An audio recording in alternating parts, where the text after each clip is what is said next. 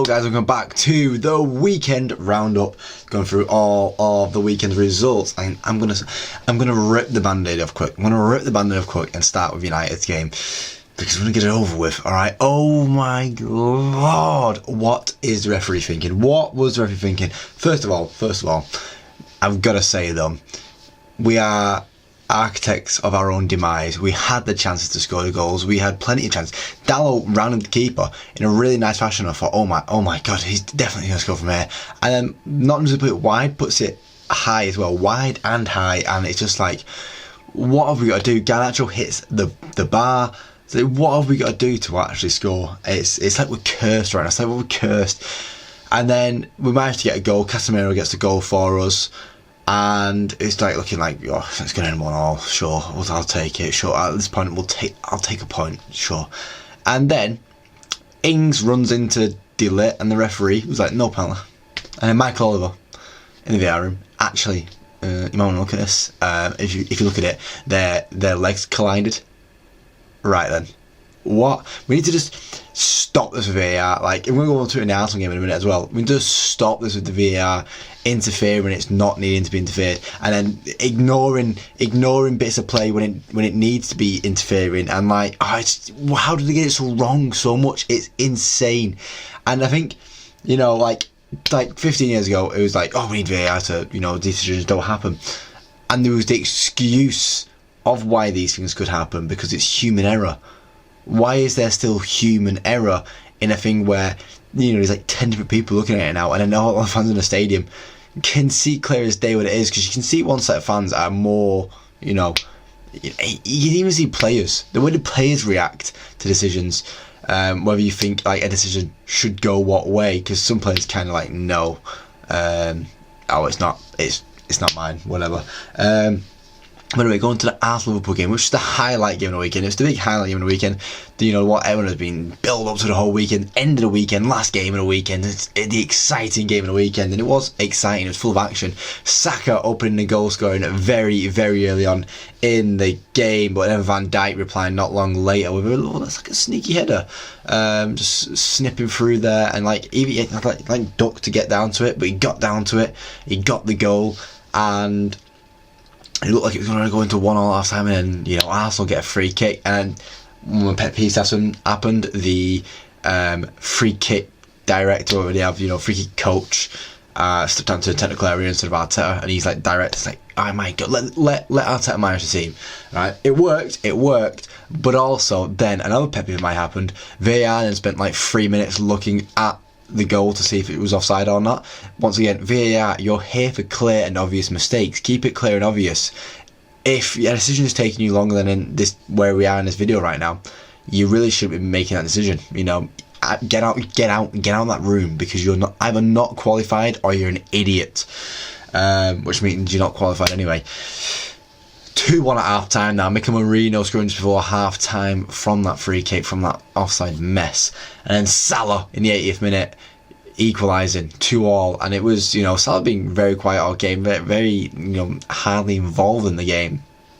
But as he does in big games, the guy knows how to perform, and he performs once again, getting a good goal, making it 2-2. And I was so infuriated by this decision.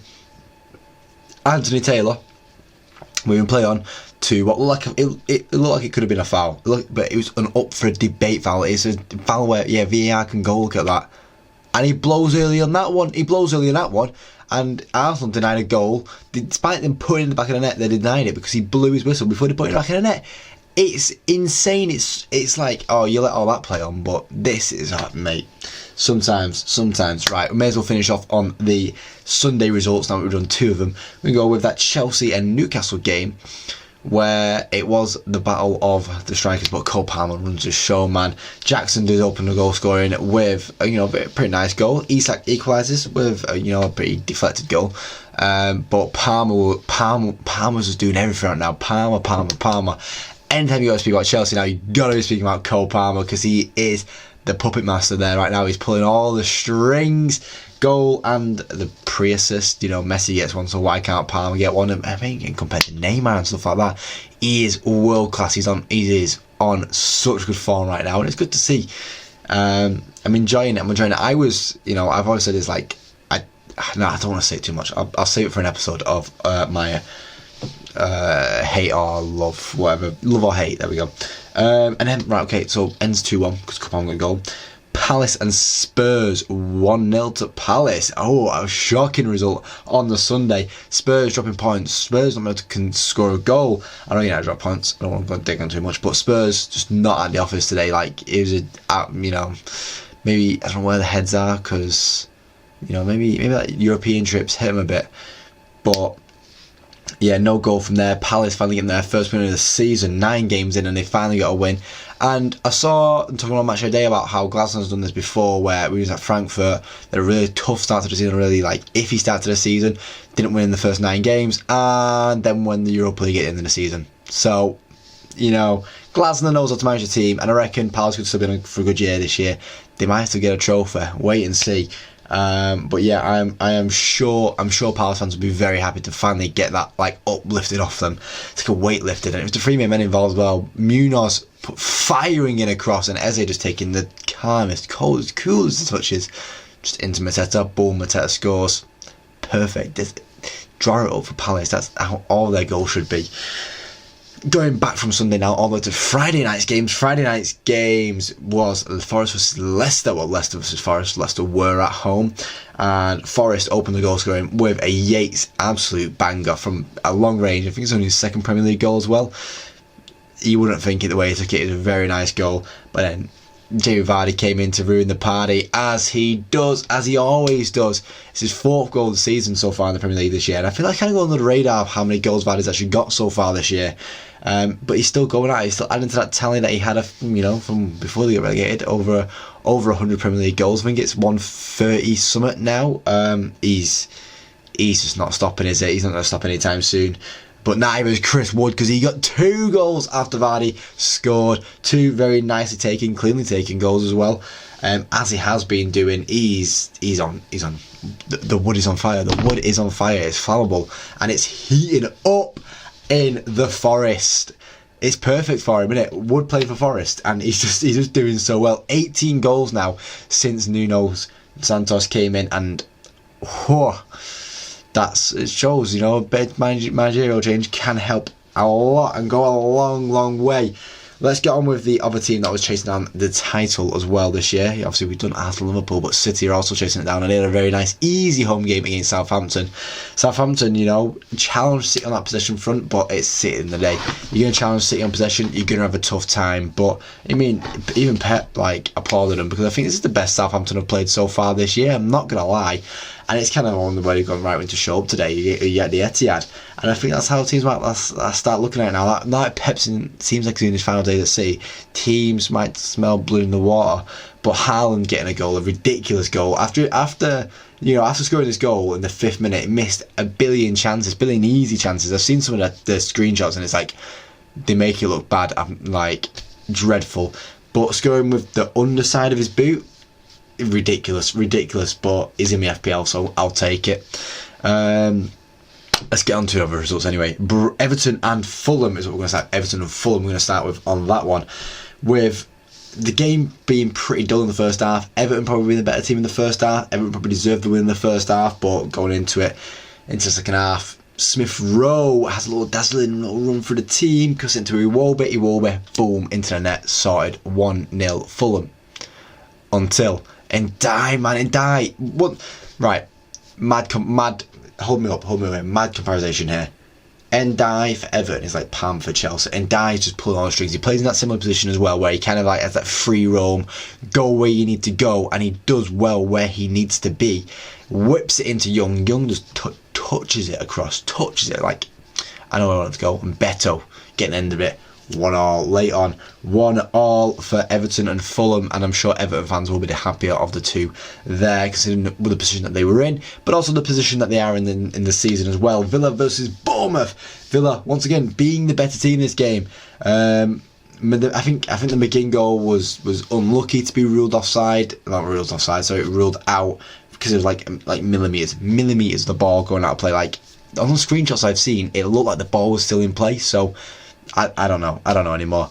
But yeah, Barkley getting a goal Hey, he's doing well. He's doing well at Villa. I think, after last year at Luton, he's someone that deserves to do well at a team like Villa, and he's, the rotations added in there.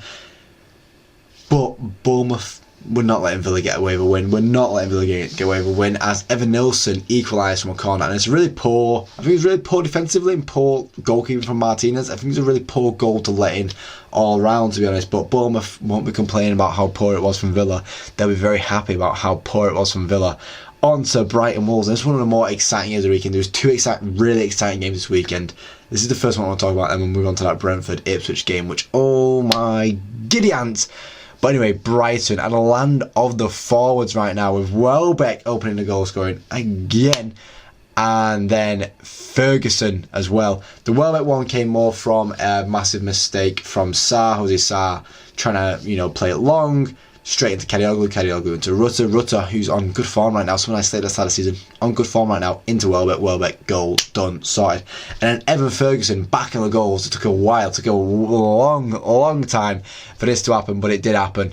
And he's got his goal. It was a firing goal as well.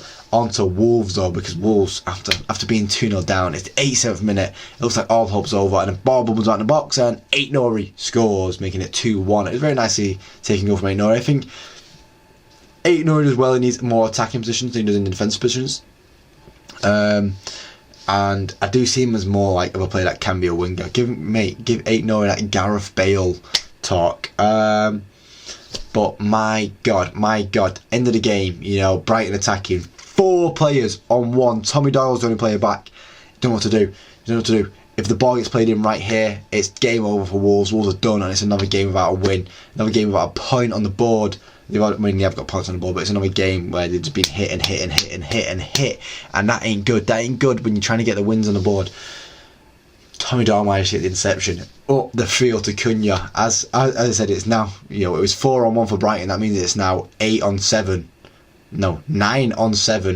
for Wolves. Wolves are piling everyone into the box. Brighton try and pile everyone back too. Cunha hits and hopes, gets the deflection, and it rails off the net and into the back of it, making it 2-2. And I'm sure Wolves will be very happy. And it's a turn of a positive turn for Wolves, I'd say, and showing that the right direction is there. The right direction is there, and I think Gary O'Neill can take him in the right direction. And I do look forward to seeing what that direction is, because the games are starting to get easier now, so we should see some good results for Wolves coming soon. On to Brentford versus Ipswich now. And my God, was this game today. My God, it was back and forth and up and down and left and right and here and there, because it starts off with a 2-0 lead for Ipswich, showing what they can do. Smolik's opening the goal scoring as well, showing what they can do, showing how they can play and that they can get the goals. But right before half time, things start to turn around. It goes from 2-0 to 2-2 in a very, very quick fashion, and Harry Clark's day starts to go down. He gives away a penalty, and Buemo scores the penalty and ends up getting himself sent off. Ends up going to 3-2 to Brentford as well in this time, but then Delap comes on, and they're trying to fight back, and Delap scores. He rockets it in. Mate, Delap's finishing is insane. It's insane. It's very, start of the season, I thought I didn't really hype it up, and then oh my God, can this boy hit a ball? Obviously gets a goal, 3-3 now, and then a few minutes later hits the bar. It could have been 4-3, and then a lot of plays around the end of the box, and Buemo whips a cross in, and the cross goes in. 4-3 Brentford, and that's how it ended. And it's a big result. It's a big, the crazy result. Crazy chaos was in the game. Been a lot of chaos towards the end of the games this week. Let's go into that team of the week, like I always do, with Henderson being my goalkeeper in their clean sheet against Spurs. I've got to commend it. Munoz is getting there as well, once again clean sheet against Spurs, but also being heavily involved in the goal. Van Dijk getting a goal against Arsenal, and Gvardiol with a good clean sheet, a good, a well defended clean sheet for City. What can we say? A clean sheet, and I've kind of got to put someone in there. In midfield 4, Cole Palmer's got to go in there, again pulling the strings for Chelsea. Smith Rowe pulling the strings for Fulham. Doyle with that mega interception. It's a crucial game-winning moment, or game equalising moment for Wolves, so he's got to go in the team for me. And then Saka as well, having a good game on his return from injury. My front three, though, I've gone with Ndai getting in there as well, because, once again, pulling the strings for Everton. I respect it. Chris Wood getting 2 goals on that Friday night game, and then Mbeumo getting 2 goals on that massive game against Ipswich. But it shows in that game, it shows, Ipswich can score goals, and Brentford are conceding quite a few too many maybe as well. On to the other leagues now, starting with the Championship with some big results. Norwich drawing 3-0 with Middlesbrough, Watford beating Blackburn 1-0. Was Blackburn being considered as promotion? Talk? Was it maybe a bit too much overhyped? We'll wait and see. We'll give it a few more games. Plymouth, we're drawing 3-3 with Preston. Tell you what about Wayne Rooney's Plymouth team. They score goals. They do score goals. And they're an exciting team. And Sunderland are flying high with another 2-0 win against Oxford. 4 points clear now, and I think they're going to get that gap's going to get further and further. I think there's a Sunderland year to be back in the Premier League, and I look forward to seeing that Tyneside derby very, very soon. On to La Liga. I'm going to start with Betis beating Atletico Madrid, because I think that's a bit of a shocking one. Atletico Madrid's, this is a week where, depending on what happened in the El Clasico, they could have made a step and push further up the table and see what they could do, but they've let it slip there, and Real let it slip as well. There was no good news in Madrid this week, because my God, Barca ran the show. Lewandowski getting 2 goals, Rafinha getting a goal after his hat-trick performance midweek in the Champions League, and then Lamine Yamal getting a goal, La Masia's finest. And it kind of shows that the 2 years, the 2 contrasting ways of football right now, with Real Madrid buying the Galacticos and Barcelona producing their talent, and the produced talent coming out on top. Obviously, you got some big signings in it, Lewandowski and Rafinha, massive signings, yeah. But Lamine Yamal scoring in a El Clasico at Bernabeu, oh my lord, it's exciting. And Barcelona now ending Real Madrid's 42 game win streak and going 4 points clear of La Liga, looking like it's going to be another Barcelona year to win La Liga, and it looks like it might be Ancelotti's final year as well. If things start to slip up now, Ancelotti might be out the door, and then Xabi Alonso, the door is open for you, pal. On to the Bundesliga with Bayern Munich winning 5-0, 5 different goal scorers as well, which I always find interesting. Kane getting another goal, 9 goals now for the season, but Omar Mouche is on the same amount of goals with Frankfurt. Augsburg beat Dortmund. Leipzig are beating Freiburg 3-1 as well, meaning Leipzig and Bayern Munich are both on level on points. 8 games into the season now, 20 points each. It's interesting. Almost halfway through this, almost a quarter way through the season for him there. Same as like in the Premier League, everywhere is like almost a quarter way through the season now. Bremen drawing with Leverkusen as well. Leverkusen dropping out of the fight maybe a little bit, leaving it to Leipzig and Bayern, but it's still all close, it's still all tight, and it's still all to fight for the rest of the season, because there's still a load of games left. 28 games left, I think it is, or is it? No, 26 games left of the Bundesliga season. Lyon and Auxerre drawing 2-2, showing that Lyon aren't a team they used to be. People still hype it up, but Lyon aren't there anymore. And then Nice beating Monaco 2-1, which helps PSG out a lot as they beat their other title rivals 3-0 against Marseille. I'm sure PSG will be very happy with how the Liga went this weekend. Massive game in. So I was like, what was it? That's got Le Classique. So we've got El Clasico, Le Classique, and then we have Inter versus Juve, which is a huge game in Italian football. It's not quite a Milan derby, but Juve and Inter, that's a fight and a half. The 2 teams with the most Serie A titles in history, and they went toe to toe in a 4-4 draw. Goals galore, excitement as always, and that's why the Serie A is the second best team to watch, and that's why I will always say the Serie A is the second best league to watch, because the excitement left, right and centre.